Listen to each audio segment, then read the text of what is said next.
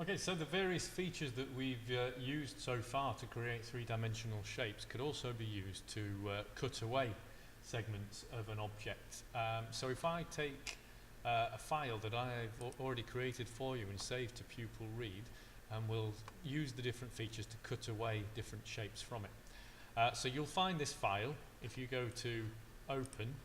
It's in Pupil Read, Year 9, Design and Technology, Product Design, and Creo 3.0 video tutorials. Now in there you can see there's only one Creo file currently called Cube. If we click Open on that, now you won't have the ability to save changes to that on Pupil Read. So what you will need to do is save this as a copy to your H drive, your Creo H drive. So I'm going to save that as a copy. It's already pointing towards my Creo drive, my folder, as you can see here. I'm going to give it a name. You have to give it a different name to what it's already defaulted to, so I call that Cube 1. And then I'm going to close this down and open from my folder the Cube 1 file. There it is. So I've now got that from my H drive. I'm working on it from there rather than from Student Read. And I'm going to use some of the features, as I've said earlier, to create some cutaways on this cube shape. So imagine I want to turn this cube into a dice, for example, and I want to make some little indentations for the circles that indicate the numbers on the sides of this dice. So what I'm going to do is take the extrude button. It's looking for the area on which I want to place this extrusion. So I'm going to select one of the faces of the cube. So it highlighted green, as you saw there when I left clicked on it, and now it's rotated into a plan view of that particular face. And now I'm going to take center and point tool to create a circular shape. So if I just hover over the center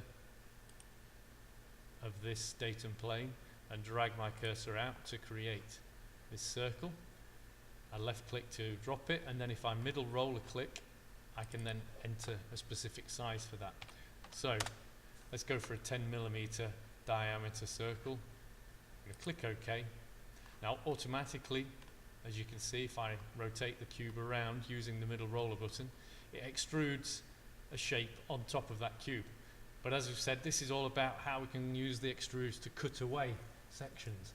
So what I'm going to do is reverse it so it's going down into the cube. Now I can do that by clicking this change depth direction of the extrude button here.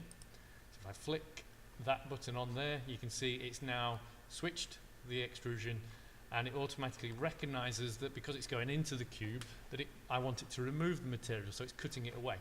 But that's quite deep at the moment, so I'm going to reduce that size to 2mm. You can see now it's cut away a little indentation there, and if I click on that green tick, there we go. We've got our number 1 on our cuboid here, our cube shape, sorry.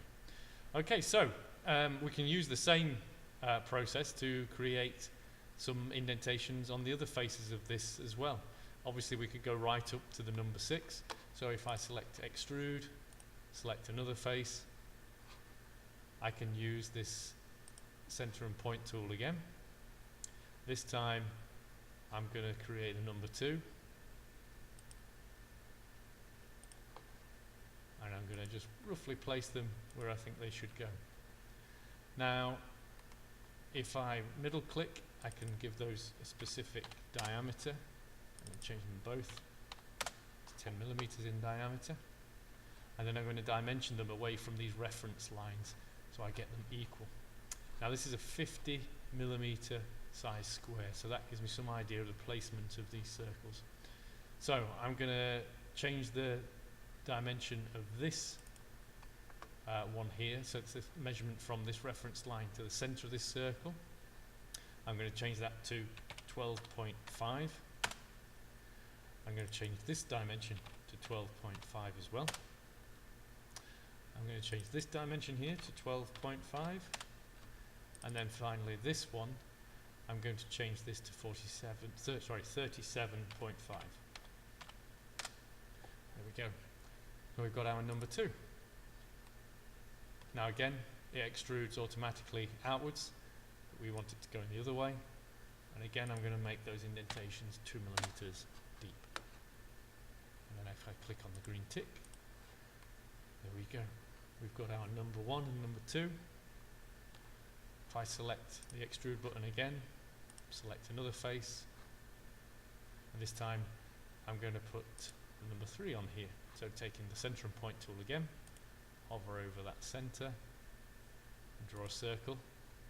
Now a useful tip for you here, to create circles all of an equal size, when you draw them, if I draw another circle here, as soon as the green R appears, that's telling me it's the same radius as the first circle I've drawn.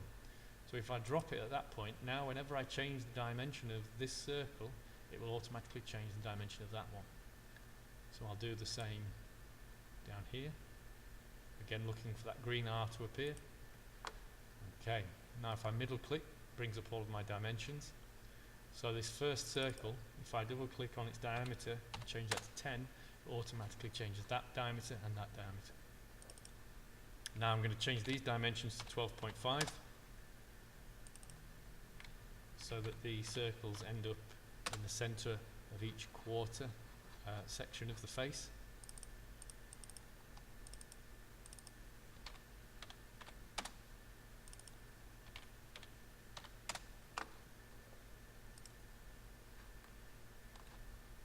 And then I'm going to change that to 2 and down into the shape again.